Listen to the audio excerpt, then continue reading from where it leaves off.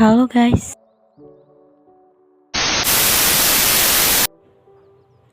Assalamualaikum teman-teman. Perkenalkan, nama saya Siti Musleha. Saya dari Institut Pendidikan Tapanuli Selatan, Prodi Vokasional Informatika. Video ini dibuat untuk memenuhi tugas kuliah dari Ibu Dedes Asriani Siregar SPD MPD mengenai bagaimana caranya guru sebagai pengajar. Sebelum kita cari tahu tentang apa sih itu guru sebagai pengajar, kita harus cari tahu dulu nih, apa sih itu guru? Guru. Yuk kita cari tahu bareng, apa sih itu guru? Guru adalah seseorang pengajar ilmu.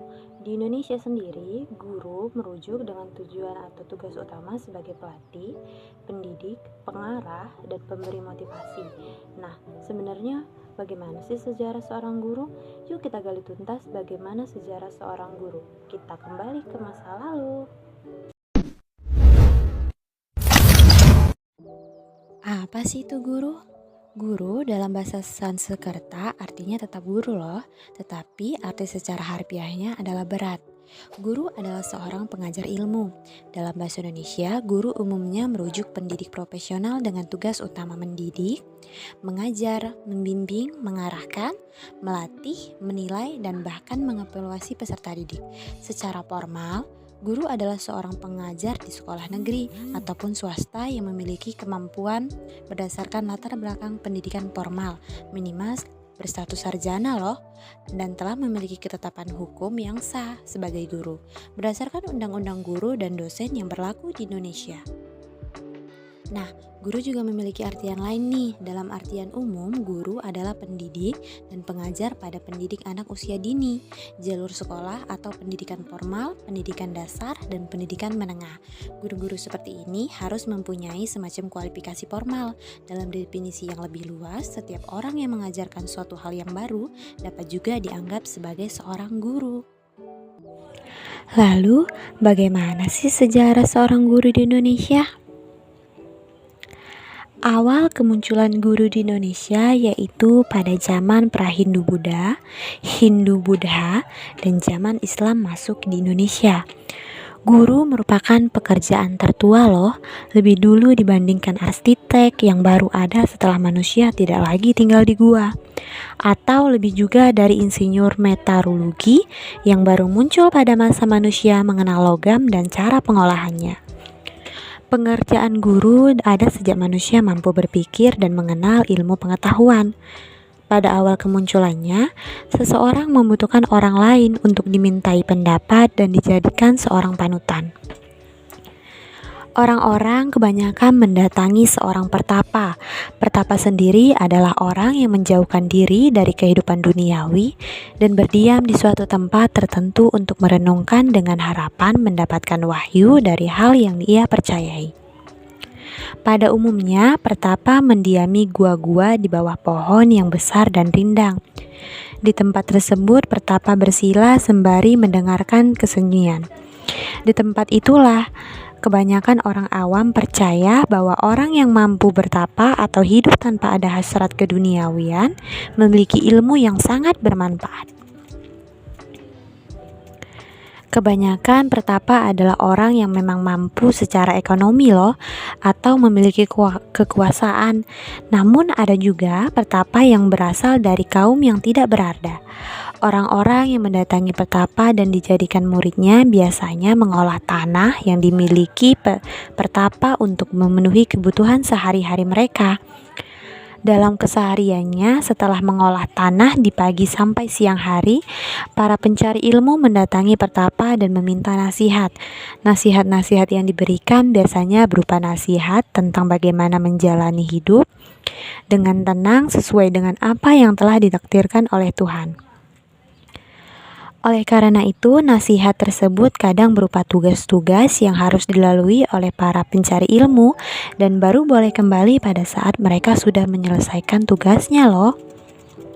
Selanjutnya, sistem pendidikan pada masa kerajaan Hindu-Buddha. Sudah mengenal adanya guru pada masa agama Hindu yang mengenal sistem kasta. Guru berasal dari kasta Brahmana yang dikenal dengan nama begawan.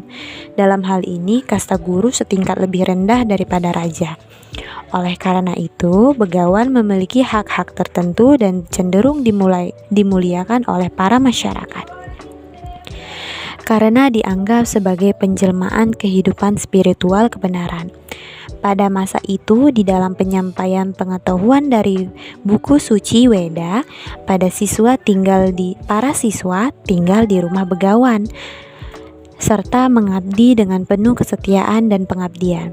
Hal yang tidak jauh berbeda juga terjadi pada saat ajaran agama Buddha mempengaruhi Nusantara.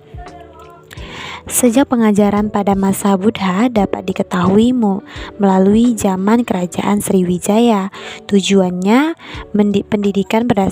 utama pendidikan berdasarkan ajaran Siddhartha Gautama, yakni setiap manusia penganut Buddha dididik menjadi manusia sempurna agar dapat masuk nirwana atau surga. Salah seorang guru yang dikenal adalah Dharmapala. Sistem pengajarannya menggunakan format asrama sebagai sekolah sekaligus tempat tinggal para siswa dan guru. Belajar menjadi etos baru bagi kehidupan umat. Hal ini dibuktikan melalui bentuk dari salah satu arca di Candi Borobudur. Arca Dayani Buddha bersikap Dharma Cakra Mudra, kedua tangannya di dada, menggambarkan bahwa manusia hidup harus belajar, atau PGRI 2008.23. Corak pendidikan masa Hindu-Buddha ternyata memberikan pengaruh pula pada sistem pendidikan Islam loh. Masuknya Islam ke tanah air mempengaruhi sudut pandang masyarakat memerlukan pengalaman pengajaran agama Islam. Oleh karena itu dikenal sistem pesantren.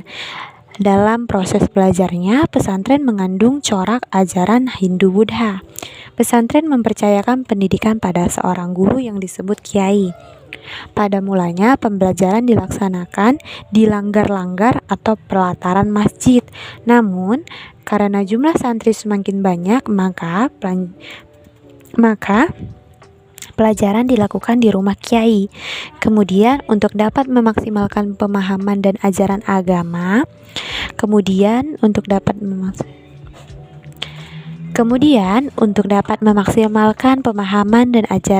Islam, maka pesantren menjadi sistem asrama, sehingga murid atau santri tinggal berdekatan dengan guru.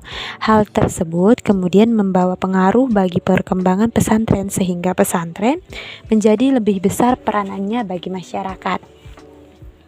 Selain sebagai sarana belajar, pesantren telah dipercaya oleh masyarakat sebagai pewaris nilai-nilai guna melengkapi nilai-nilai yang diajarkan dalam lingkungan keluarga. Berkembangnya peran pesantren tersebut akhirnya memunculkan konsekuensi logis adanya tuntutan penentuan kebutuhan hidup bagi para santri dan guru yang tinggal di pesantren. Akhirnya, pesantren mengajarkan untuk mengelola alam sehingga pesantren berupaya mandiri dalam memenuhi kebutuhan hidup sehari-hari. Apabila mereka memiliki kemampuan, pesantren dalam pewarisan nilai-nilai tidak lepas dari peran kiai sebagai pimpinan pesantren. Karena pada umumnya sebuah pesantren dapat berdiri karena gagasan seorang kiai yang telah mumpuni bidangnya di keilmuannya, sehingga perlu meneruskan pengetahuannya pada generasi selanjutnya. Guru di zaman kedudukan Belanda di Indonesia. Selanjutnya, pada masa kolonial Belanda memberikan warna tersendiri pada perkembangan pendidikan Indonesia.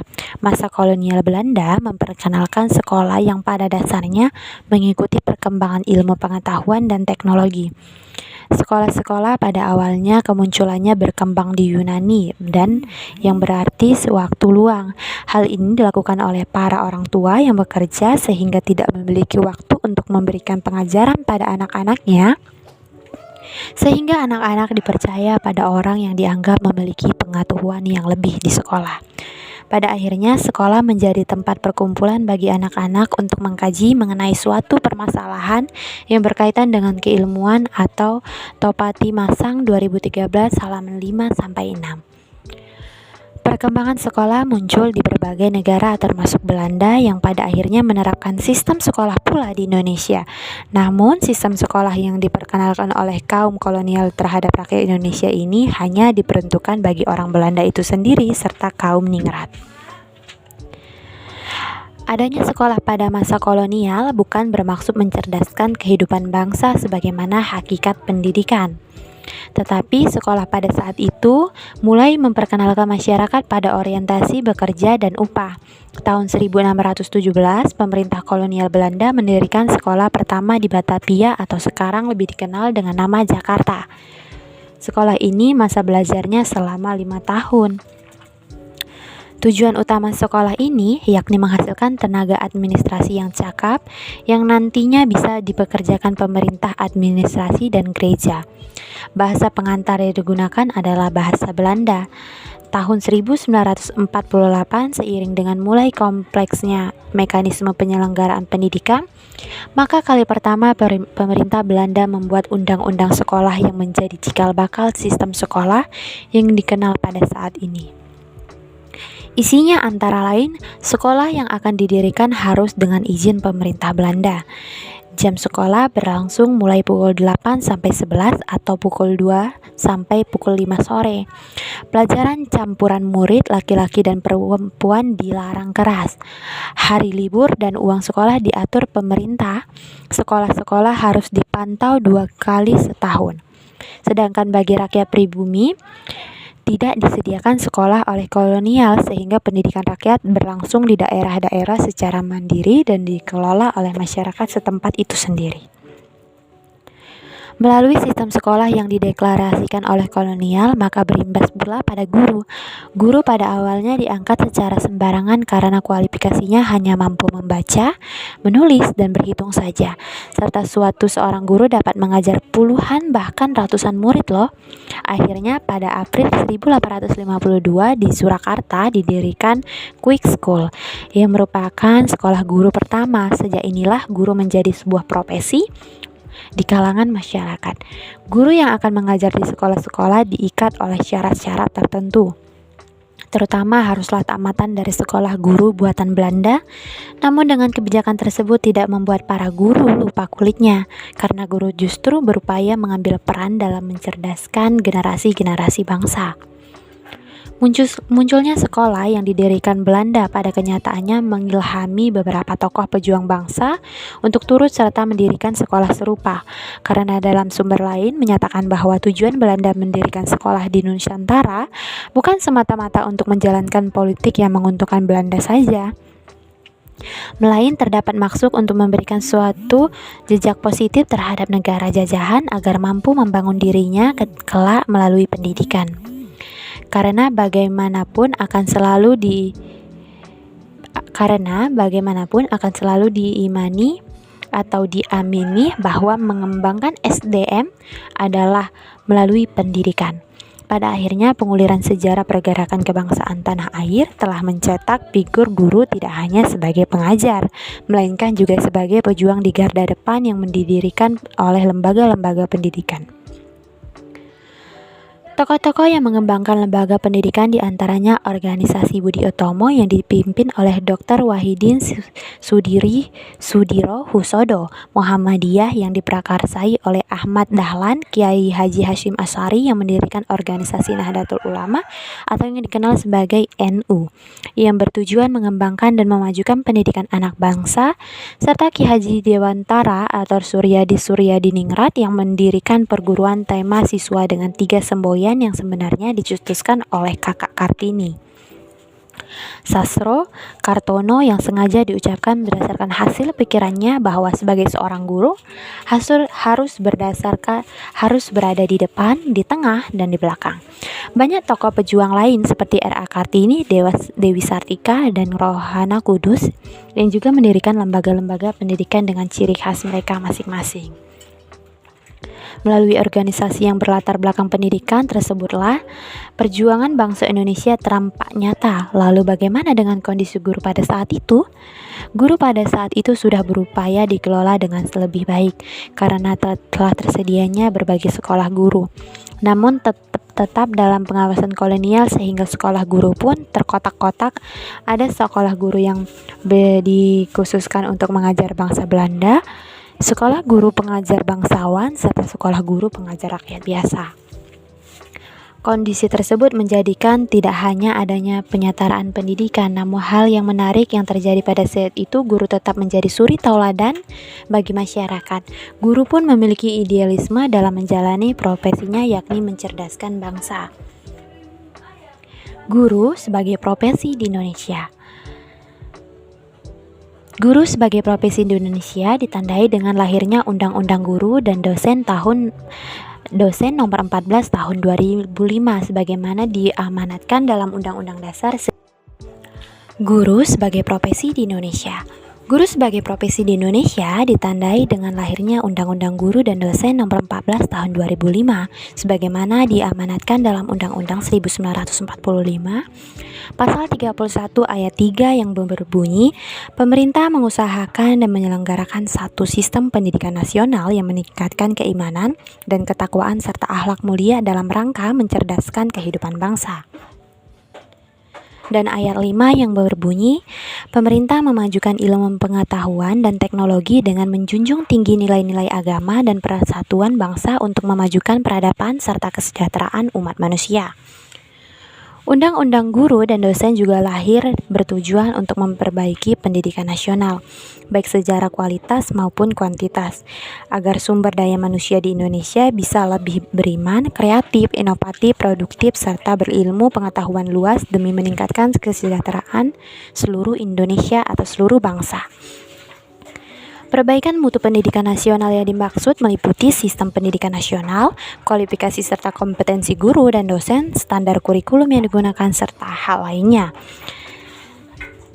Dalam kaitannya dengan guru sebagai pendidik, maka pentingnya guru profesional yang memenuhi standar kualifikasi diatur dalam pasal 8 Undang-Undang Nomor 14 Tahun 2005 tentang guru dan dosen atau UU GD, yang menyebutkan bahwa guru wajib memiliki kualifikasi akademik, kompetensi, sertifikat pendidik, sehat jasmani dan rohani, serta memiliki kemampuan untuk mewujudkan tujuan pendidikan nasional.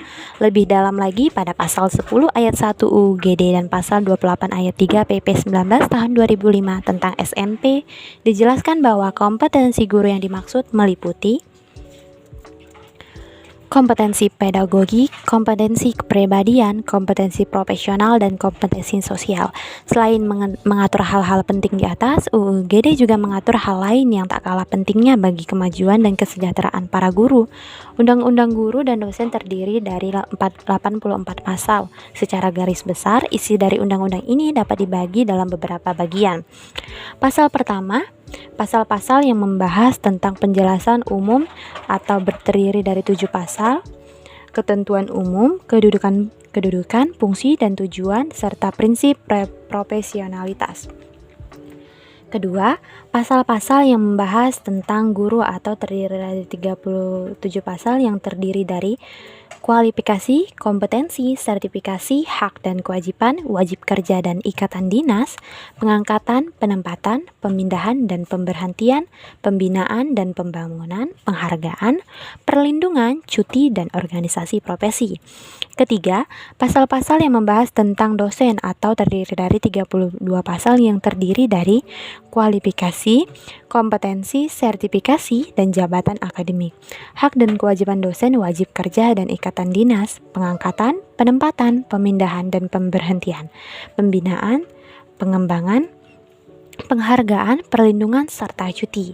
Keempat, pasal-pasal yang membahas tentang sanksi atau terdiri dari 3 pasal tadi. Kelima, bagian akhir yang terdiri dari kesatuan, ketentuan peralihan, dan ketentuan penutupan atau 5 pasal. Dari seluruh pasal tersebut di atas pada umumnya mengacu pada penciptaan guru dan dosen proporsional dengan kesejahteraan yang lebih baik tanpa melupakan hak dan kewajibannya. Setelah muncul kebijakan tentang UU GD di atas, pemerintah kemudian melahirkan banyak sekali peraturan undang-undang yang khususnya tentang guru, melalui dari Permendiknas nomor 16 tahun 2005 tentang standar kualifikasi dan kompetensi pendidik, Permendiknas nomor 18 tahun 2007 tentang sertifikasi guru dan jabatan atau diperbarui dengan Permendiknas nomor 10 tahun 2009. Sehingga peraturan pemerintah nomor 74 tahun 2008 tentang guru yang semuanya telah mengatur segala hal tentang masa depan guru yang cukup menjanjikan. Nah, sekarang teman-teman udah pada tahu kan tentang bagaimana sejarah seorang guru? Kita balik lagi ya ke topik awal tentang guru sebagai pengajar. Apa ya? Yuk, let's go, kita bahas. Let's go. Oke, sekarang kita masuk pada metode inti atau pembahasan inti ya, yaitu guru sebagai pengajar. Guru tidak hanya sebagai pengajar, tetapi juga pendidik. Kita mungkin selama ini masih rancau dalam menyebutkan istilah guru sebagai pengajar dan guru sebagai pendidik. Nah, dengan hal ini mungkin pembaca sedikit lebih paham bagaimana sih peran dan tugas guru sebagai pengajar dan juga pendidik itu. Pertama, guru sebagai pengajar. Pengajar dalam artian adalah orang yang mengajar. Tugas guru yang utama adalah mengajarkan ilmu kepada peserta didiknya dengan menyampaikan materi pada proses pembelajaran dan penggunaan strategi dan metode tertentu yang tujuannya agar peserta didik mampu dengan jelas memahami materi yang disampaikan. Berdasarkan penjelasan ini, pengajar hanya tentang intelektual guru dan peserta didik saja. Nah, dari sini guru sebagai pengajar tentu berbeda dengan guru sebagai pendidik. Guru sebagai seorang pendidik harus bisa menanamkan serta membentuk sikap dan karakter peserta didik untuk nanti peserta didik menjadi pribadi yang baik ketika mereka terjun di masyarakat. Guru harus bisa membentuk sikap dan karakter peserta didik sesuai nilai dan norma yang berlaku. Menjadi seorang peserta didik yang disiplin serta bertanggung jawab. Nah, tentunya di sini guru juga harus mencontohkan sesuatu yang baik yang nantinya akan ditiru oleh peserta didiknya, baik di lingkungan sekolah maupun di luar sekolah atau sosial masyarakat. Kedua peran dan tugas seorang guru sebagai pengajar dan pendidik itu berbeda, tetapi keduanya saling berkaitan loh. Ketika guru menjadi seorang pengajar dengan strategi serta metode yang digunakan, cocok dalam proses pembelajaran dengan disesuaikan kemampuan peserta didiknya, juga dengan taktik yang guru miliki, serta sikap dan karakter guru yang baik otomatis pembelajaran akan mencapai hasil yang maksimal dan begitupun sebaliknya. Namun, di era sekarang, banyak guru yang hanya mengajar saja tetapi tidak mendidik. Seperti contohnya, guru yang datang lalu hanya menjelaskan materi saja, berbicara panjang lebar tapi tidak memikirkan apakah yang dijelaskannya itu dapat dipahami atau tidak, dan juga tanpa memperhatikan peserta didik, entah mendengarkan atau tidak, memahami dengan skema atau tidak, yang pasti guru hanya mengajarkan materinya saja. Tentu hal itu sama sekali tidak benar, karena ketika proses pembelajaran, sikap tanggung jawab, disiplin, serta wibawa itu sangat penting diterapkan oleh guru. Ketika guru mengajar, selain harus menguasai materi yang akan disampaikan, guru juga harus bersikap disiplin. Contohnya dalam disiplin waktu. Guru juga harus bertanggung jawab dalam mengajarkan materi hingga peserta didik paham akan apa yang dijelaskan guru tersebut. Guru juga harus bersikap wibawa. Upaya peserta didik tidak semena-mena dalam pembelajaran. Selain itu, guru harus pintar dalam menjaga hubungan dengan peserta didik untuk menjaga situasi pembelajaran yang efektif dan kondusif. Dari situ, peran guru sebagai seorang pengajar dan pendidik adalah suatu kesatuan yang tidak dapat dipisahkan. Jika hanya intelektual saja yang harus dikembangkan tetapi tidak menanamkan karakter positif, maka pendidikan tidak akan pernah seimbang. Pernah terpikir tidak apa sebenarnya peran guru ketika di sekolah? Sebenarnya, peran guru tidak hanya sebagai seorang pengajar atau pendidik, tapi juga seorang pembimbing, pelatih, penasehat, dan lain sebagainya yang bisa mengarahkan setiap siswa pada hal positif baik dalam materi pembelajaran maupun sikap dan akhlak. Peran guru sebagai pengajar memang penting untuk membuat para murid menjadi lebih pintar dan memahami pelajaran. Proses pembelajaran penting dari zaman ke zaman, peran guru memberikan pengaruh sangat besar loh. Sekalipun sekarang ini era globalisasi semakin berkembang, tentu nantinya besar kemungkinan akan menggantikan pekerjaan manusia. Namun, peran seorang guru tidak dapat digantikan dengan media lain. Peran guru sebagai pengajar menurut ahli. Ada beberapa pendapat dari beberapa ahli terhadap guru sebagai pengajar sebagai berikut. Peran guru dalam proses pembelajaran adalah sebagai informator, organisator, motivator, pengarah atau direktor, inisiator, transmitter, fasilitator, mediator, dan evaluator atau Sudirman 1992. Peran guru dalam proses pembelajaran, emansipator, pengawet, pembimbing, pelatih, peneliti, pendorong kreativitas, pembangkit pandangan, pekerja rutin, pemindah kemah, penasehat, pembaru atau inovator, model dan teladan, pribadi, pembawa cerita, aktor dan sebagai kulminator atau penulis dan Young Mananielon dan Weinstein. Jadi, peranan guru dalam proses belajar sangat penting. Bahkan guru juga bisa memiliki berbagai macam peran untuk siswanya. Bagaimana peran guru sebagai pengajar? Proses pembelajaran terjadi ketika adanya interaksi atau hubungan timbal balik antar siswa dengan lingkungannya. Tujuan dapat tercapai dengan adanya situasi edukatif yang ditetapkan. Syarat terjadinya proses pembelajaran adalah dengan adanya hubungan timbal balik. Proses transfer pengetahuan dapat diperoleh siswa dari berbagai macam media belajar, seperti buku, internet, guru, museum, perpustakaan, dan lain sebagainya. Namun, proses transfer of value hanya bisa diperoleh siswa melalui guru yang membantu menanamkan sikap dan nilai dari materi yang dengan melibatkan berbagai macam segi psikologis. Guru sebagai pengajar dapat dilakukan dengan menjadi jembatan bagi setiap siswa untuk berkembang dan mempelajari segala sesuatu yang belum diketahuinya. Membentuk kompetensi peserta didik juga bagian dari peran sebagai seorang pengajar. Guru merupakan faktor penentu keberhasilan proses pembelajaran, sehingga berhasil tidaknya pendidikan tujuan dalam pembelajaran tercapai selalu dihubungkan dengan kemampuan para guru. Oleh karena itu, sebagai usaha yang dilakukan dalam peningkatan mutu pendidikan, sebaiknya dimulai dari meningkatkan kualitas guru. Bagaimana guru yang berkualitas? Guru yang mengetahui dan mengerti peran dan fungsinya pada proses pembelajaran. Guru sebagai pengajar memiliki peran penting untuk membuat setiap siswa merasa paham terhadap materi pembelajaran. Tidak hanya itu, tapi guru juga menjadi jembatan untuk siswa berkembang. Maka dari itu, meningkatkan kualitas guru menjadi hal penting yang akan membantu memperbaiki kualitas para siswa. Kesimpulan dari materi ini adalah guru adalah sosok yang dapat membentuk jiwa dan watak peserta didik. Guru mempunyai kekuasaan untuk membentuk dan membangun kepribadian anak didik menjadi seorang yang berguna bagi agama, nusa, dan bangsa. Guru bertugas mempersiapkan manusia susila yang dapat diharapkan membangun dirinya dan membangun bangsa dan negara. Dalam Undang-Undang Guru dan Dosen, disebutkan bahwa guru adalah pendidik profesional dengan tugas utama mendidik, mengajar, membimbing, mengarahkan, melatih, menilai, dan mengevaluasi peserta didik. Pada pendidikan anak usia dini, jalur pendidikan formal, pendidikan dasar, maupun pendidikan menengah. Tugas guru secara umum adalah mendidik. Dalam operasionalisasinya, mendidik adalah rangkaian proses mengajar, memberikan dorongan, memuji, menghukum, membentuk contoh, dan membiasakan.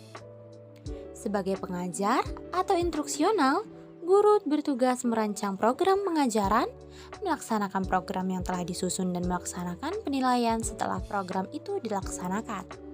Sebagai pendidik atau edukator, guru bertugas mengarahkan peserta didik pada tingkat kedewasaan yang berkepribadian sempurna.